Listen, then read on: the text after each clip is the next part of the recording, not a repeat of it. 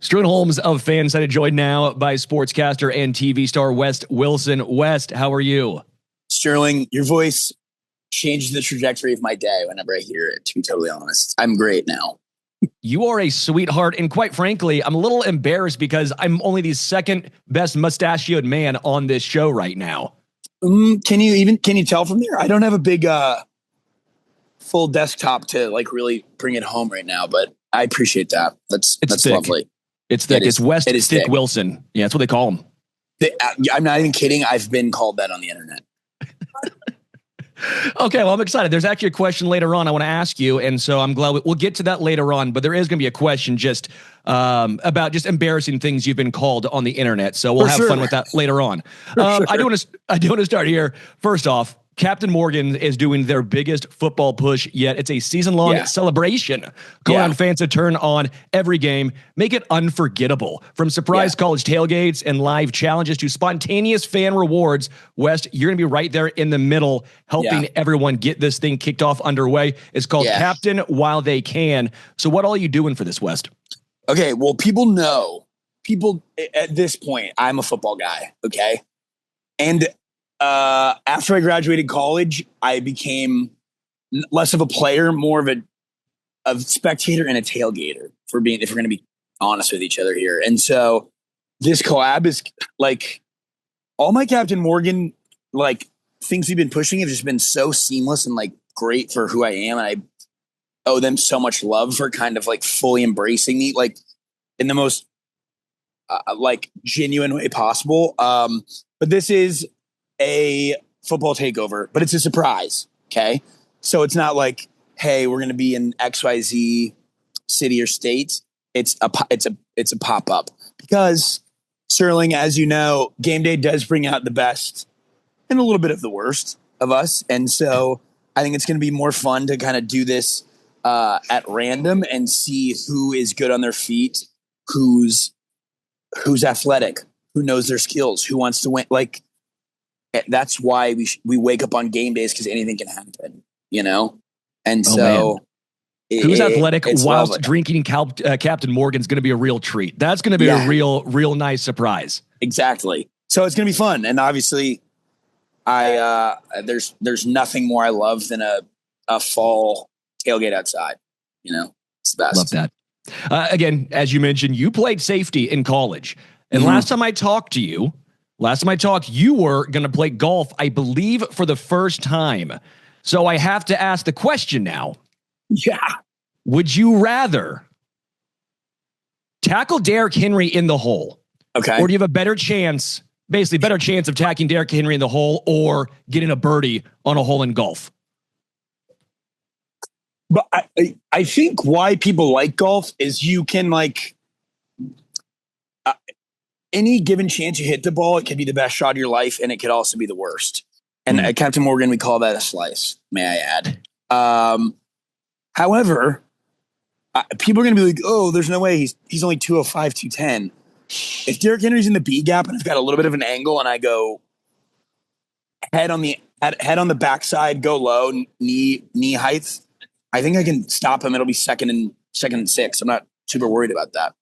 Ooh, 2nd and 6, only a 4-yard gain. He's not carrying you. He's not going to truck you. You're going to get him down quick. Sterling, you don't go high against running backs like Derrick Henry or just at me with an NFL running back. I don't think I would try to meet anyone upstairs. I'm leaving my feet every time. How's second down going to feel for you? How's second down going to feel? Second down, I'm going to be lined up at slot receiver and they're going to have to call timeout and get me to the other sideline. All right, you're a big Chiefs fan, obviously. What has been your thoughts so far in the first few weeks of the season? We don't have to get in too big a detail on everything, but it's not been the best. It's not been the cleanest. It hasn't been the worst. Obviously, a lot of pieces have not been there. What has been your takeaway, though, so far through the early parts of the season for Kansas City? I mean, have we not learned as Chiefs fans by now, or as national media, that like we've overreacted to a single Chiefs loss or a stretch of like bad play so many times? This is not the first time the narrative's been like they're done, they're washed, whatever.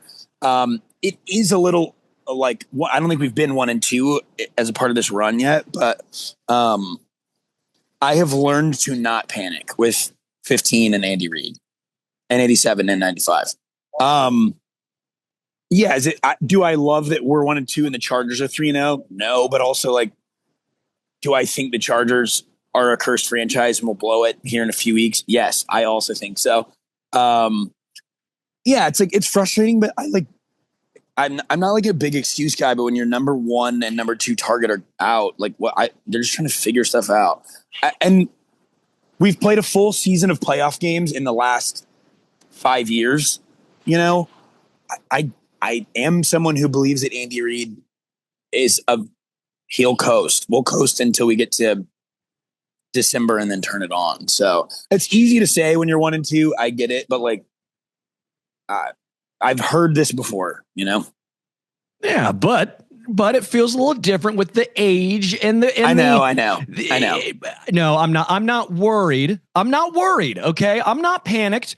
I'm slightly concerned, and a lot of it has to do with maybe the lack of evolution on the offense side of the ball, which sounds hilarious with an Andy Reid-led offense. But defensively, this looks as good as ever. Week 1 looks like the aberration. That's the outlier. Obviously, again, you played safety. This secondary group looks absolutely incredible right now. Let's talk about the rookie maybe for a second here, and Noel Williams being thrust in the middle. Christian Fulton kind of brought the Chargers curse to Kansas City, got injured right when he got here, right? I mean, let's be real. Yeah. It is a Chargers curse. Noel Williams gets thrust into action and looks damn good. I was worried about Justin Reid being gone for, I guess, week 1. But we've done this enough now that I think even Spags defenses get better, and he kind of is feeling stuff out and sticking with new guys or old guys. He just kind of lets guys find their groove throughout the season. And these guys have just done it enough that I can chill for September, October, and then maybe when November comes, I'll be alive in my family group text with all my uncles who are ready to throw in the towel after the first quarter of week 1. Which that group text, I wish anyone could older. See. Yeah. Anyone with my dad is the same way. Anytime something bad happens, if you're 50 and older and a Chiefs fan, they're going to blow it again. It's the 90s. It's a no punt game. Season's over. It's. I get it. We're spoiled here, West. We're a little younger than that. We've had better times. I do want to say, if we make you, let's say you're the GM, you're the head coach of the Chiefs, you're the combo. It's like college football. Yeah. Head coach for one day for the Chiefs. What are you doing? This has nothing to do with scheme, if that's okay. Sure. I think I put out an official press release from myself, maybe my family, my wife and kids, get a couple of the assistant coaches to sign it and say that we are not going to move away from Arrowhead Stadium, or I'll leave and fly to another planet. If the Chiefs leave Arrowhead and that gets enough okays, I will spiral into a hole, Sterling. I don't know how anyone could be okay with that. The fact that it's still there have been less rumblings, but it still has a little bit of legs. I say absolutely not. And I don't think a GM or head coach do get to make that decision at all. But I am putting out my banners in town on the sides of trucks and on billboards over I-70 with my signature. Put on a Captain Morgan bottle. You're going to make your own Wes Wilson Captain Morgan bottle and just say, "Don't move Arrowhead." I'm writing it, putting it in the bottle, throwing them into the Missouri River, and just seeing if enough Jackson County residents stumble upon it.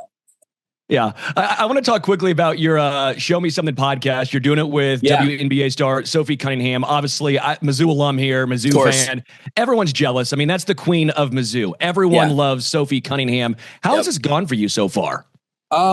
It's kind of crazy how easy it's been, actually.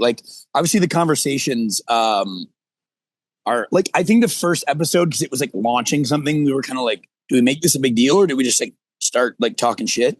But after that, it's been so easy to just, I wake up, turn on the camera, and we kind of just shoot it for an hour and then go about our days. And I'll also say, the Volume, who's doing our podcast, has been incredible.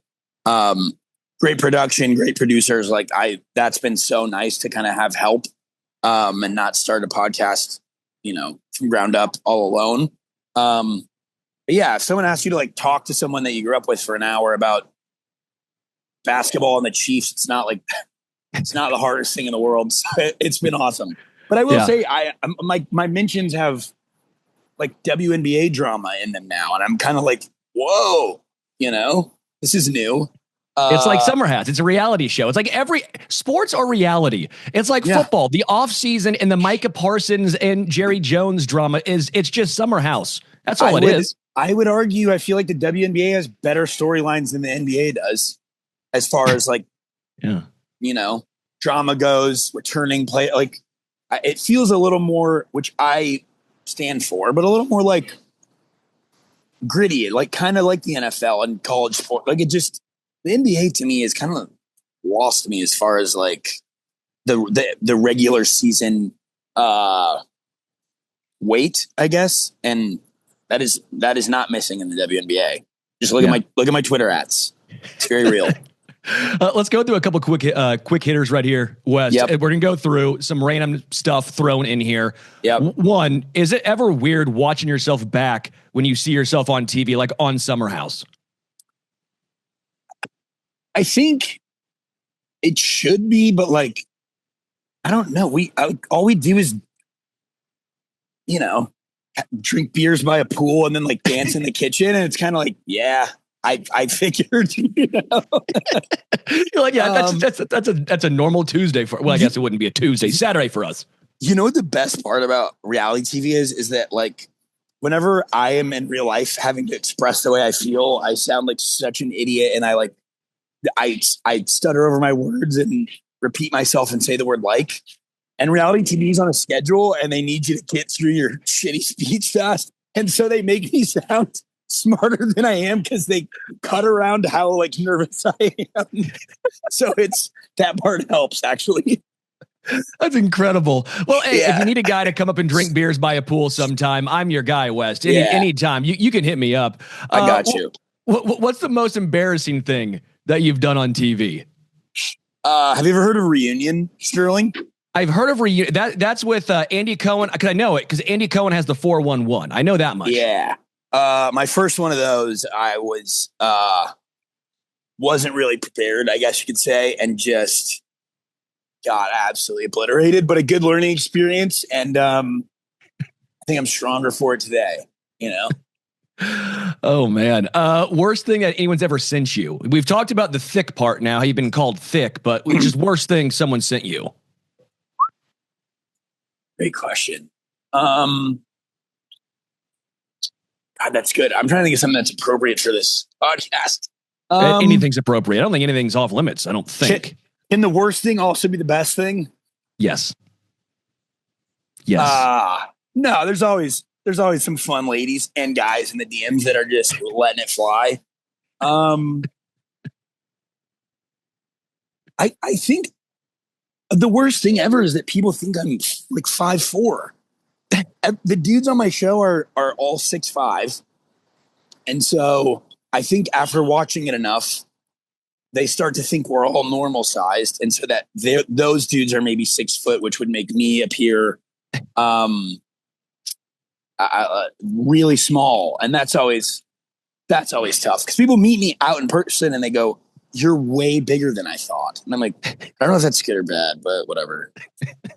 As a 5'10" man, West, I understand that pain. I get that pain. We're not that short. We're normal size. We're normal size. Okay. Yeah. We're going to stand on that. STB, stand on business.